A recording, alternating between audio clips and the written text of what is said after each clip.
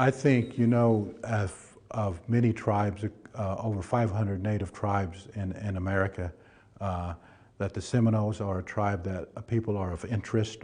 And I think part of that interest is because the defiance that the Seminoles had put up during the conflicts in earlier history to not be defeated. The only tribe in American history to never surrender when there was a war being fought against them, would never surrender to the United States nor sign an official peace declaration with the United States, was the Seminoles. So that brings a little bit of ambiance, I think, to both people that live within the United States and internationally. I think international people know who the Seminoles are simply because of that history, but all tribes have a great story to tell. All tribes and nations of the indigenous peoples of America have such a beautiful heritage, culture, and history to share. And the Seminoles in this museum would be very much pleased for anyone to come and visit the museum, study in the library. They have a library and research center here. So all these things are such of an importance. And especially, if you're doing something that's never really thought about, if you're doing a study, and sometimes there's segments on slavery in America and that type of thing, you cannot portray slavery in America properly without including the African history that is aligned with the 5 civilized tribes, the descendants of African slaves, Maroons, free people.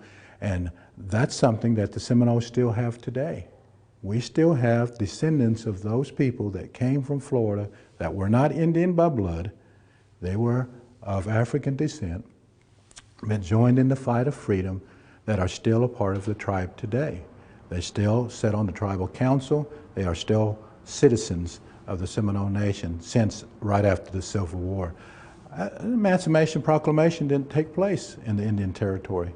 And that was the whole reason which the treaties were reassigned in the 1860s, 66 for the Seminoles, but they weren't the best of treaties. They took a lot of things away from us, land base, and they took many things away from us as far as Seminoles are concerned. But the thing of it is we're still here.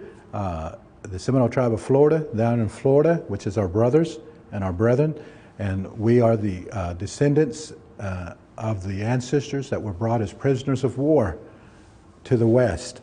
And I just want you to know that even though Seminoles are associated with the overall Indian Removal Act of the 1830s and what's known as the Trail of Tears, our people, our males, were shackled in chains and brought to the West as prisoners of war. So the Seminoles are a very well-studied Native American people group and a well-known people group as well. When you think about American Indians, a lot of times people would think of the Seminoles, and we extend our invitation out to you. Come visit us here in Central Oklahoma, the home of the Seminole Nation of Oklahoma, Wewoka.